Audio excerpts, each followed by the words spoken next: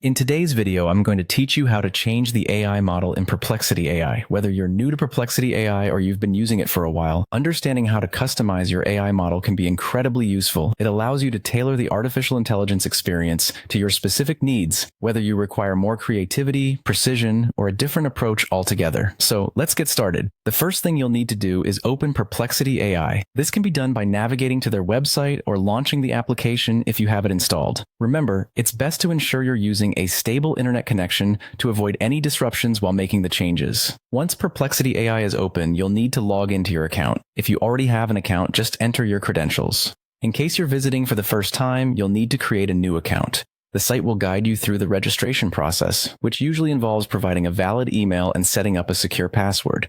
Remember to use a password that's both strong and memorable to keep your account secure. After you've logged in, go ahead and start a new chat. This is typically done by clicking on the button or option that says New Chat, which is usually located on the main interface or sidebar. This step is necessary because changing the AI model is carried out within a chat session. Next, you'll want to look for the model icon at the chat box. It's a small icon, usually situated near the input area where you type your messages. Clicking on this icon will open up a menu or a drop-down, revealing the different AI models available for you to choose from. Once the drop-down is visible, take a moment to explore the variety of AI models that Perplexity AI offers. Selecting your preferred model at this point is crucial. Each model might have its strengths. Some might be better at creative tasks, while others excel at handling data-driven requests. Choose the one that best fits the nature of your task or experiment a bit to see which works best for you.